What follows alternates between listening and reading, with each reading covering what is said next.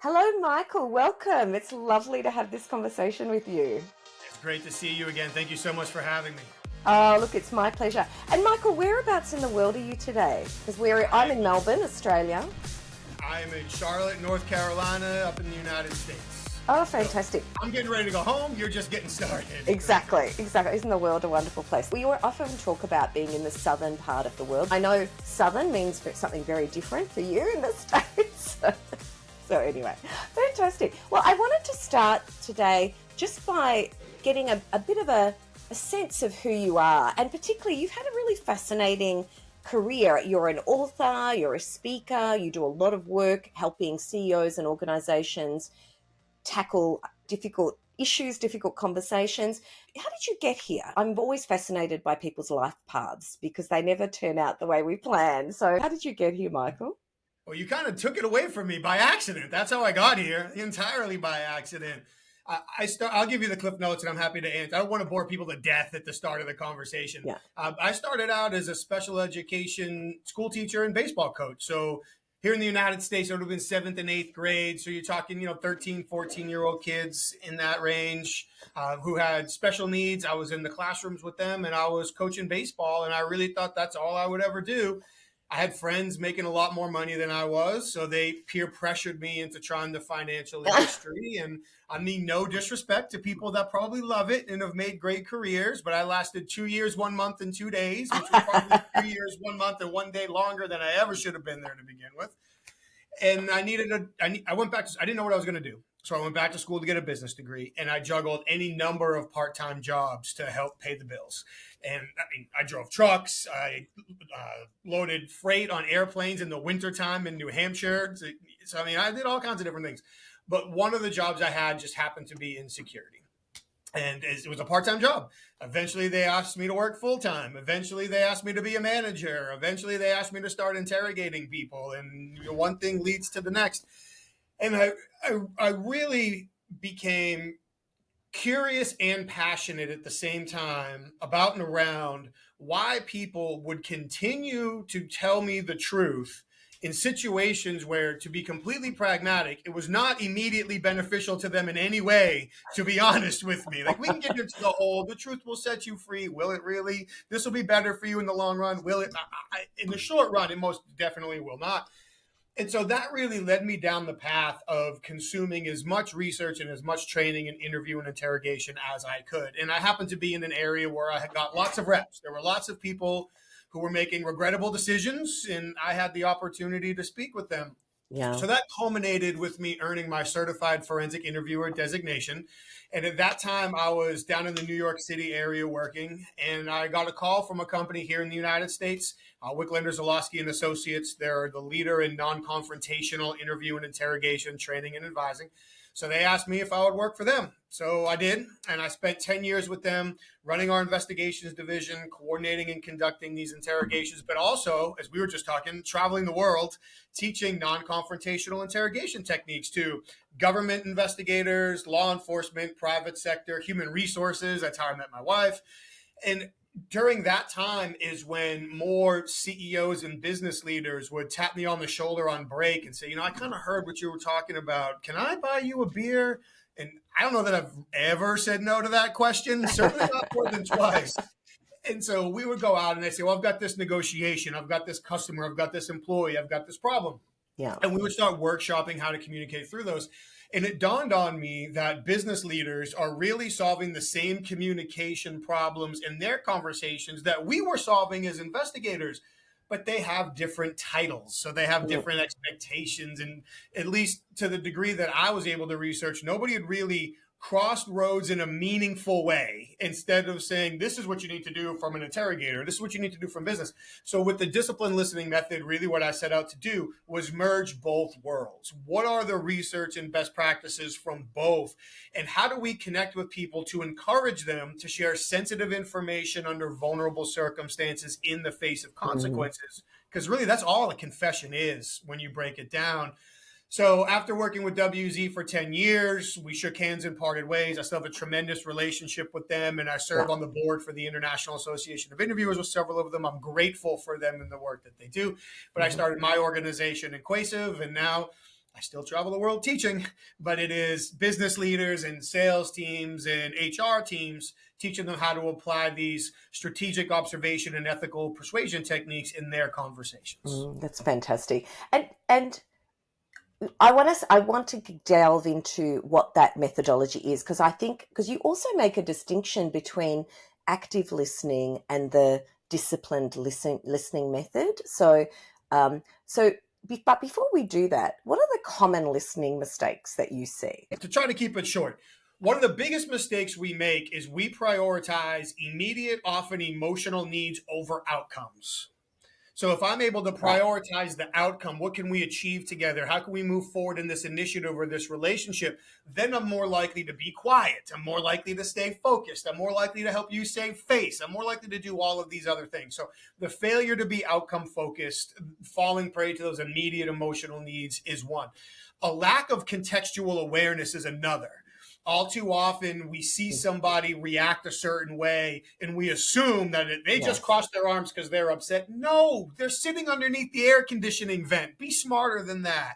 So falling prey to some of these myths would be another category in and of itself of mistakes. Mm-mm. What are some others that we can touch on quickly? So we got, and here I'm thinking as I talk, so please forgive me. Yeah. But the contextual awareness, the lack of focusing on outcomes, we already talked about the myths.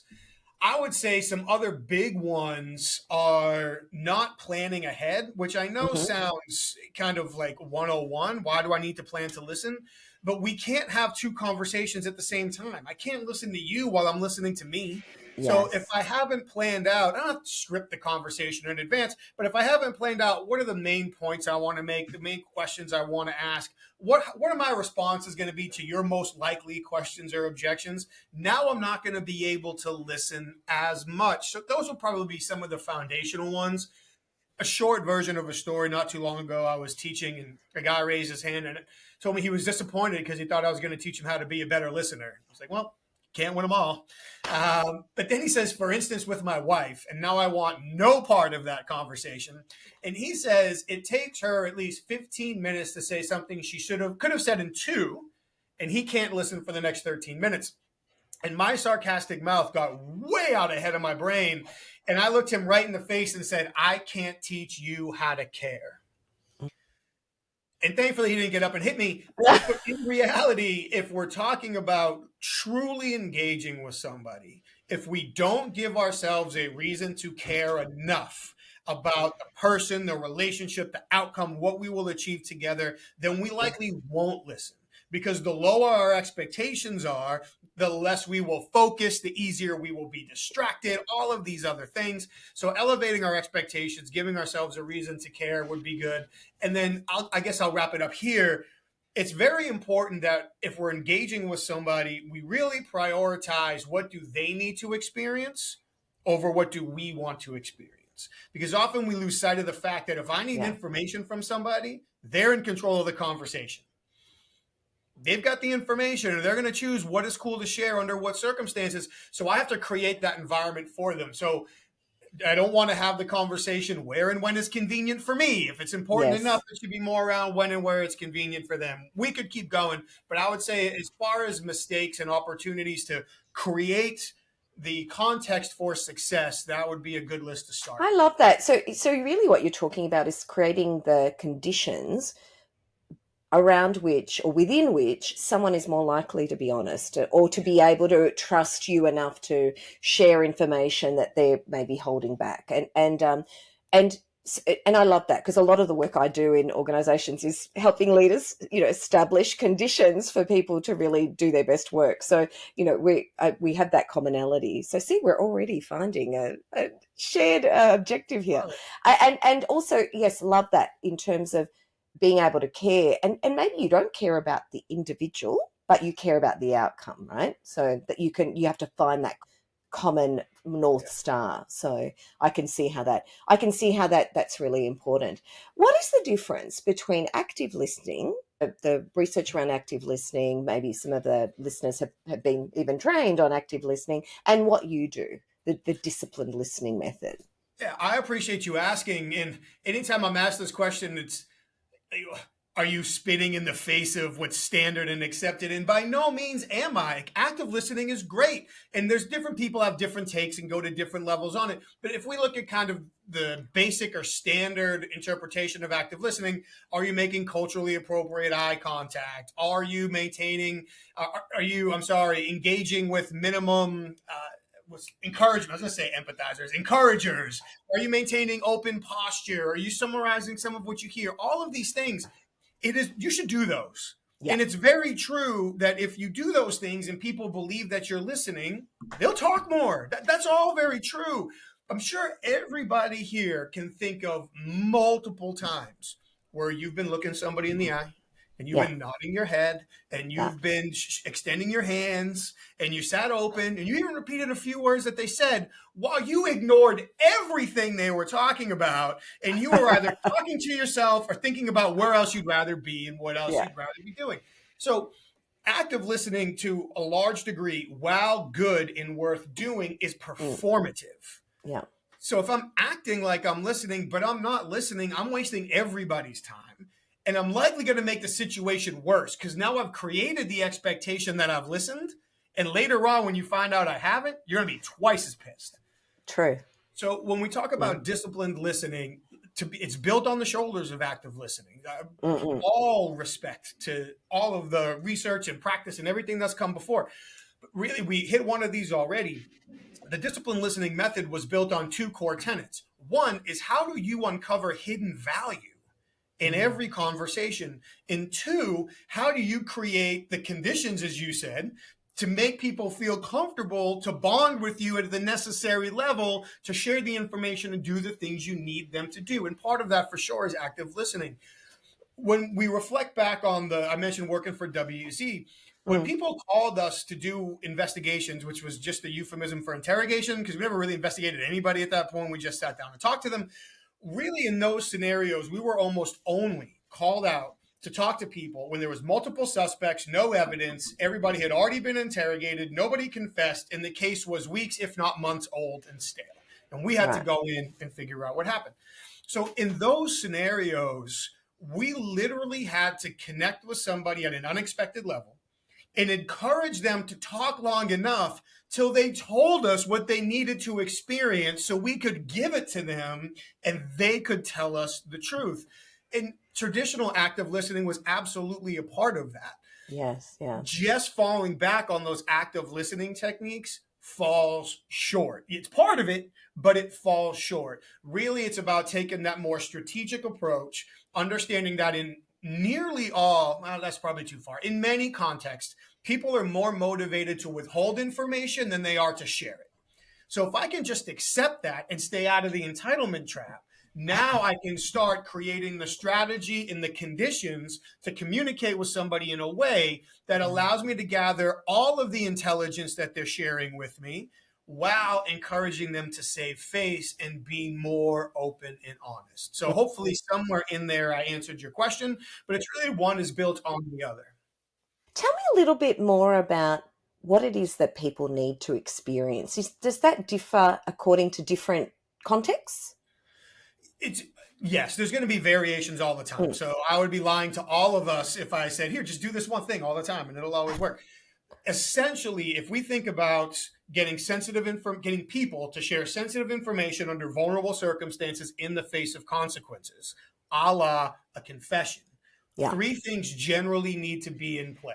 Number one, they have to believe that the truth either is known or will imminently be known.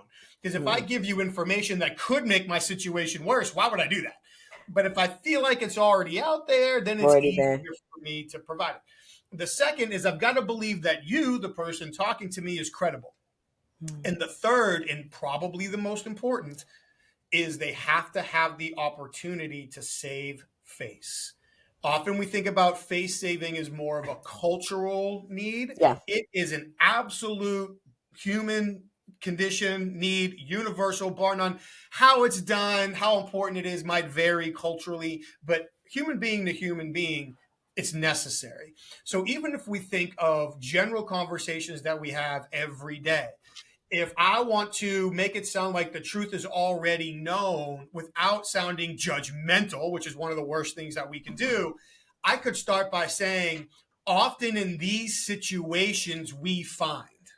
Right. Often in scenarios like this, people have experienced. Oftentimes people tell us. So now I'm not saying, hey, I'm awesome, I do this all the time. I'm illustrating that in similar situations, people typically say or do. So it sounds like I've been here before. If I want to sound more credible, I don't stand here and say, well, I've been doing this for 20 years. I say, often organizations bring us in when they're looking for somebody Yes. too. Yeah. So now I'm not saying I do it, they're saying I do it. And then Yes. saving face, we could do 1,000 different ways, at least to help people save face. But think about taking the accusation out of the question. So simple, every day, we all run into this. If I was to ask somebody, do you have any questions? The implied expected answer is no. Because I'm supposed to be smart. I just told them what to do. So now if they tell me they have a question, they're worried that I'm going to judge them as being dumb, incompetent, not listening, whatever. I'm not giving them a chance to save face. But just a simple flip of words. Let me ask you real quick before we move on. How many questions did I just create? Now the implied expected answer is there should be questions. And oh, by the way, it's Yes. my fault. So they can save face. Yes. Yeah. Yeah. And so saving face is around maintaining ego, so maintaining my sense of competency maybe, or my sense of myself as a good person.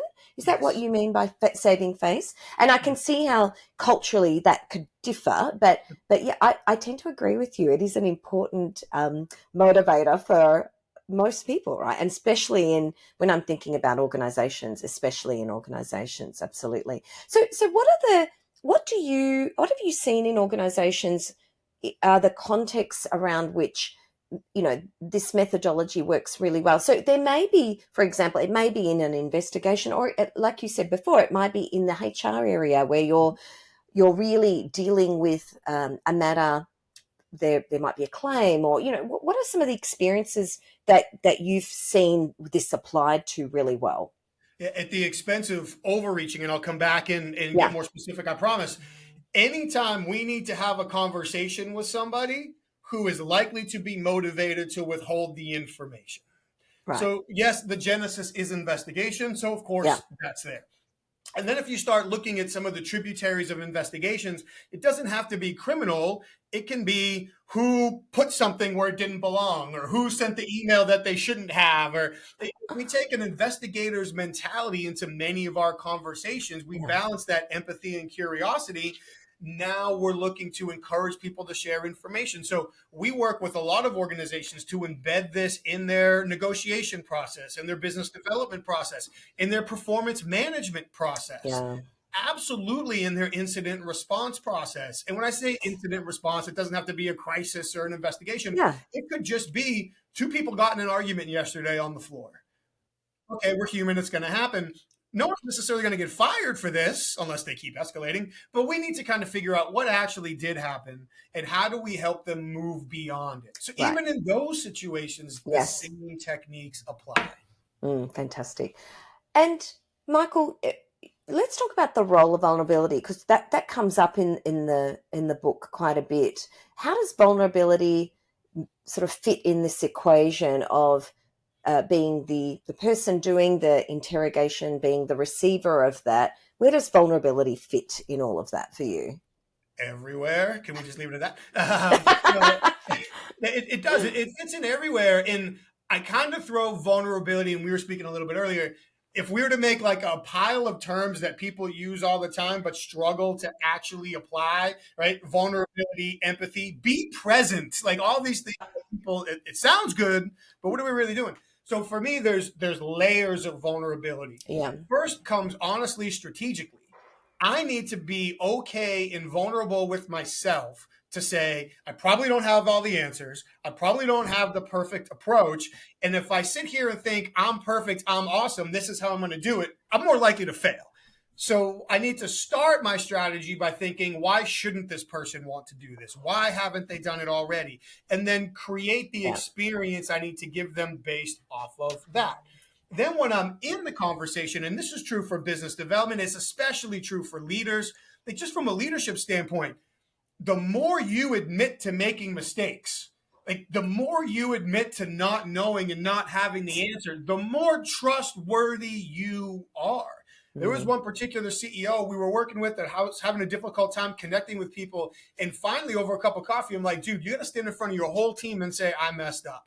And you would have thought I slapped his mother. He looks at me. I'm like, dude, this is it. Like, this is the way forward. He's like, I can't do that. I'm like, well, we're not leaving until you figure out how.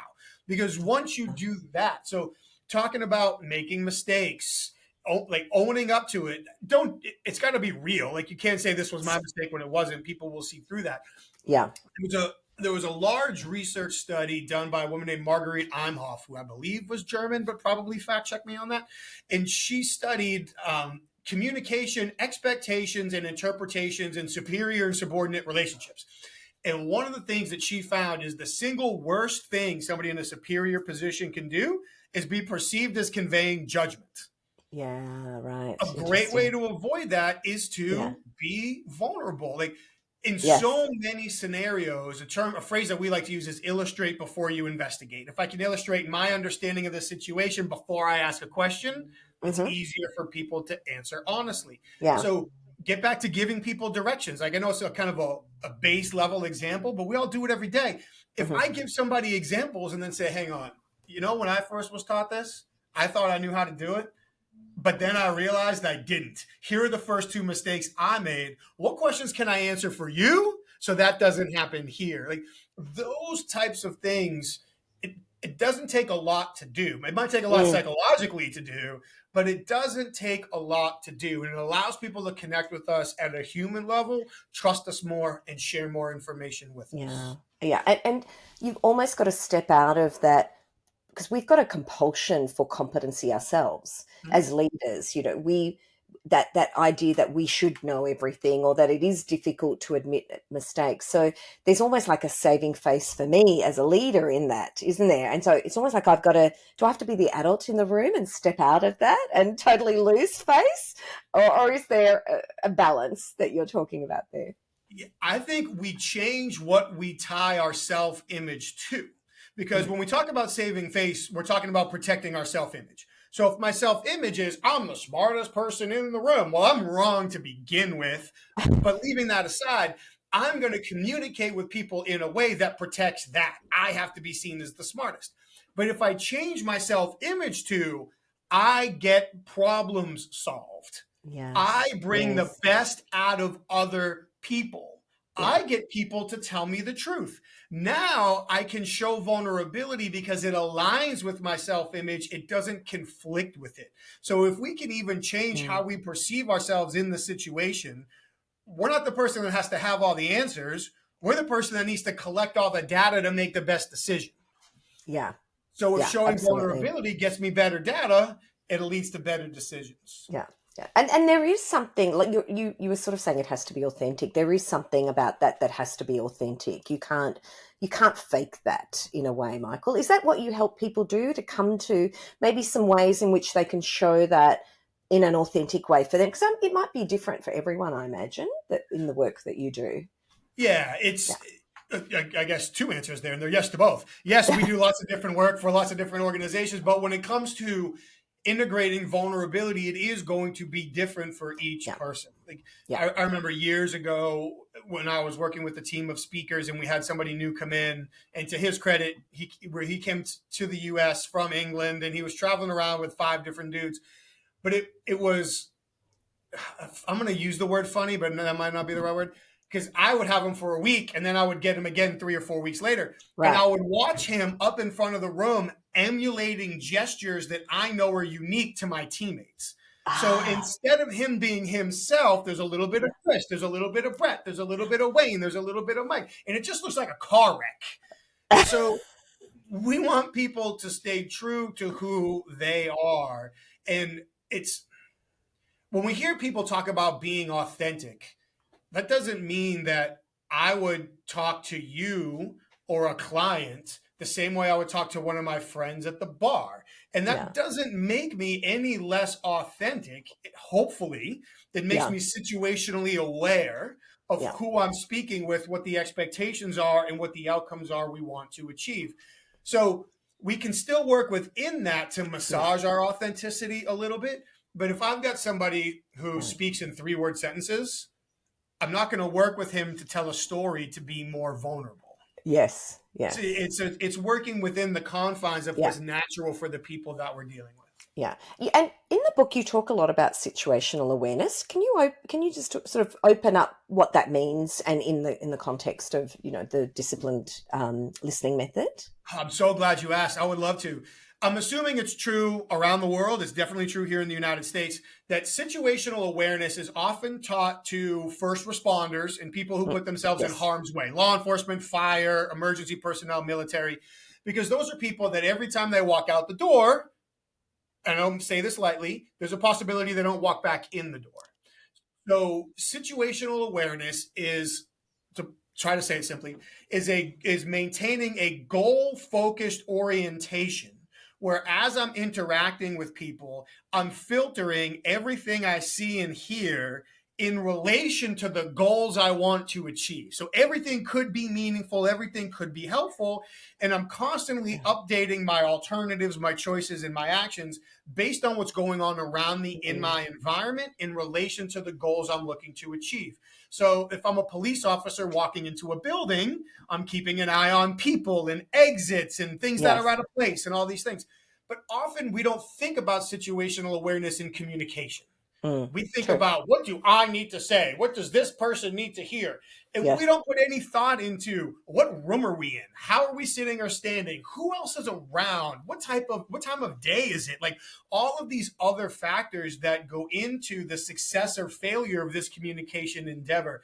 So that situational awareness is really trying to take in as many consideration points as possible and filtering your alternatives to achieve your goal through them, to say, based on what I want to achieve and who I want to achieve it with, this is likely the most productive thing to say or Mm. do or not do at this moment in time based on everything else that's going on. Yeah. And there's a line, it's only one line in the book, but I love this, Michael. You say time is the enemy of empathy. And that's part of, I think, the situation that you're creating. And because I see so many leaders rush through conversations, no time for those kind of difficult conversations, or they underestimate the time required. Are they the kinds of things you meant when you said time is the enemy of empathy? Yeah, and thank you for calling it out. I appreciate it. We'll quickly I go love full it. circle. Like now, we're kind of tying back into the second question, mistakes, right?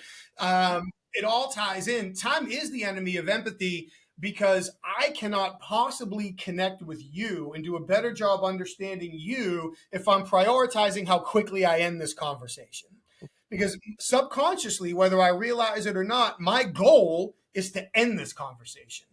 So the longer it takes and for me to achieve that goal, or the more you drag me away from that goal, I end up getting frustrated at you when I should be frustrated at me because I'm the one that set this unrealistic Yeah. expectation that's taking me away from the opportunity that I have. And kind of I guess, a sister thought is efficiency is the arch enemy of communication. Mm. If I'm just trying to be efficient with how I talk to people all the time, then I'm not building the necessary relationships. And I know that there isn't a business leader in the world that's sitting around with free time on their hands. Yes. So I'm not asking people to necessarily spend more time, although there's certainly opportunities where we should. What I would beg people to do is make the time feel slower. Because if I can make the time feel slower, you don't feel pressured, you don't feel stressed, you're not trying to guess what my motives are and how you're going to protect yourself and what you should or say or shouldn't say. You're now more engaged with me. So by me slowing the pace and the feeling down of the Yes. conversation, I can likely get the resolution I need faster. Yeah. Do you have any strategies for that? I think that's a really critical point. What kind of strategies have you seen work in a business context, or maybe even another context, that because I think that that's really critical. Yeah. So we've talked about some of them strategically. I work from the strategic to the tactical. Understand the outcomes that are important that we're looking to achieve. Yeah. That goal orientation is a big one. Giving up control of the conversation. Control equates to power and safety. The more I try to steal control of this conversation, the more you fight to keep it, and it takes more time and makes this conversation harder. So in a lot of ways, I want to stay focused on the outcome, but I want to give up control to get there. So if we think about before the days of sat nav and GPS, when we had to read maps, like Yeah, I there's remember. lots of roads. I've never driven in Australia, so I can't use Australia as an example. But there's lots of roads to get from one city to the next. And based Yeah, on the there are. time of day, traffic, where I want to stop, road construction, any of these roads will get me there. Too often we go into a conversation, this is the road that I'm going to take. Well, that Yeah, road might be covered in roadblocks. Why force yourself? If I can start the conversation by letting somebody else feel like they're in control and let them choose the road we're going to take, I can use that road to get to where I want. And now they're going to be far more likely to share what I need. So right. I guess that'd be more strategic. To get more Yeah. tactical, we talked a little bit about that illustrate before you investigate. Yes. Yeah. Oftentimes when we start communicating with people, especially if you're in a leadership role, as soon as you approach somebody, you start talking and they start thinking. They don't start listening, they start thinking. And they start trying to solve a riddle. What's this about? Where is this going? What does this have to do with me? I want to answer that for them. So instead of walking in and just asking a question, because the direct path is the path of most resistance, I'm going to set off all their alarms. Instead, I want to walk in. Please, well, don't call somebody into your office and say, come in, sit down, and shut the door, because that's only going to make them more defensive.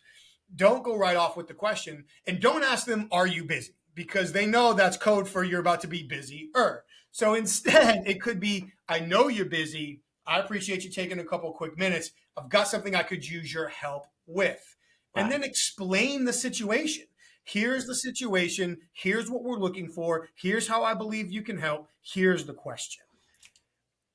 And when we take that approach, like I can already feel listeners' ears start to curl. I don't want to, like, anytime you think to yourself, I shouldn't have to do that, Yes. A, you're probably right. And B, you should tap yourself on the back because you just identified the right thing to do. So now by taking that 30 seconds to 2-minute intro, Yeah. if I do it the right way, I wash off all of their resistance. And now that they know what this is about and where is this going, they don't worry about what's going to happen to them and they can be more honest. Mm-mm-mm. I can see that. And I can see how that in itself slows things down because it removes that panic situation or the defensiveness. Because I think we're in fight or flight. We're often in fight or flight when these conversations are, particularly if they're critical conversations that lead to consequences. There's that sort of adrenaline and our whole neurosympathetic system is on guard, right? And often the person doing the questioning, the leader, is also experiencing that too because they're worried about the situation. We often talk about the situation getting out of hand. And I think when you say you've got to allow yourself to let go of control of the conversation, that is not intuitive for a lot of business leaders. And I'm thinking of the chief people officers listening to this going, what are you saying? We have to control the situation. So let's spend a few minutes there because I know that is actually not going to be intuitive for people. Mm-hmm. When you say let go of control, what are some of the ways in which you've seen that happen or you know that works? So, what are the tactics there? Because I know that would be something that would be difficult for some people. Yeah, I will answer that question directly, I promise. If I may, I'd love to touch on two quick things Sure, first that you just said. sure. Often when we think about consequences, we think about losing your job, going to jail, whatever. The single biggest consequence that will cause most adults to disagree, to keep their mouth shut, to not be honest, is embarrassment. Yeah. And a lot of times we don't think about that. Embarrassment is an enormous consequence, and we should think about removing as much embarrassment as possible from as many conversations as possible. And when you talk about the chief people officers, CEO, COO, CFO, CIO, C whatever, all the C's. Oftentimes, the people who struggle the most to listen are senior leaders Yeah. and technical experts. Yes. And technical expert doesn't necessarily mean IT. It means you're an expert in your technical specialty, whatever it is. Yeah. And a lot of C-suite people are both, right? I'm a senior leader and a technical expert to Yeah. some degree. And Yeah. it's literally their success that makes it harder for them to listen. Because I'm well educated, I'm well experienced, I've solved a lot of these problems. People rely on me. And honestly, when the stuff hits the fan, I'd rather bet on me than anybody else. So now with that mindset, it's so much harder for me to listen to somebody else because I can run out of patience quickly. I can get frustrated with what they are or not saying. I can start judging them whether I realize it or not. And now as I speak to them, I might be alienating them and not realizing it.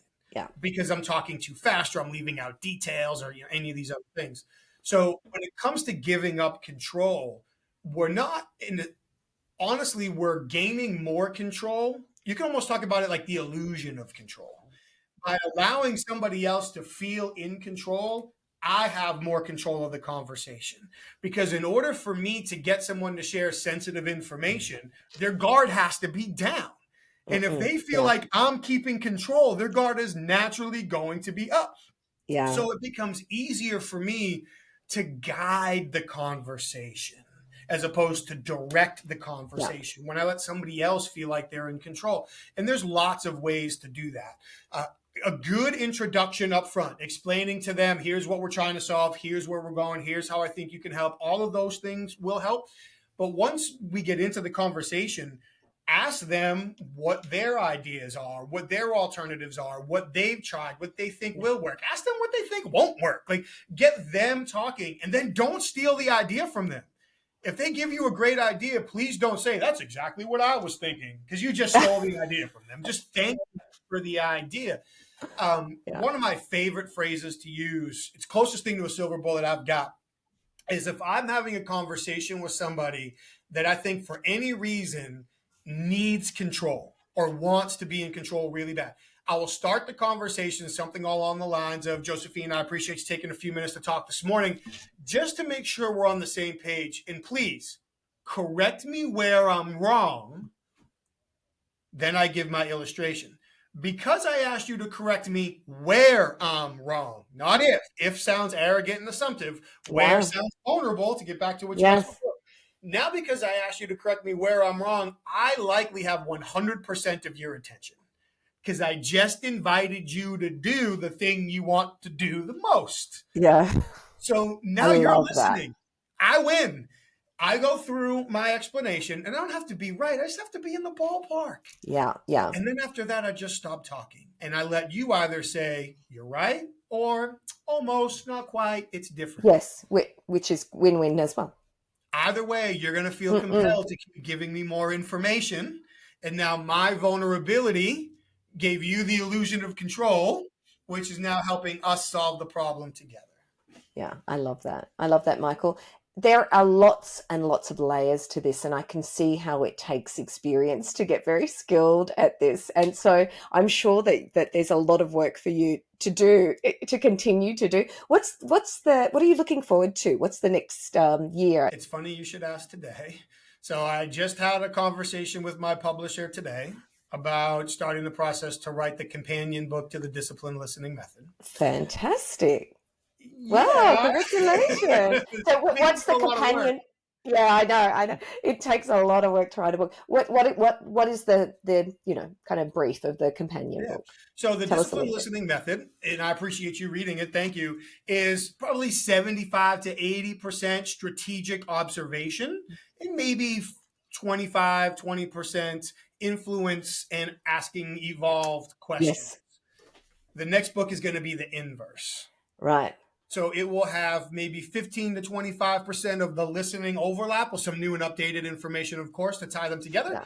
But then we're going to dive deep into being more influential, increasing our persuasive abilities, and really how to not just ask better questions, but how to create better inquiry-based conversations with plenty of examples for different contexts to help people get the information that they need ethically in their business and personal conversations. Oh, fantastic. Well, I'm going to look forward to that, Michael. The book is really fantastic. And I love there's a lot of research that you've looked at that goes behind the book, but also some really great stories from your own experience and some really great recommendations and strategies that people, I think, can use straight away. So I'm sure the companion's going to be even better. That influencing sort of space is I know, really important as well. So the first book was published in 2022, I think. Is that right? Correct me where I'm wrong.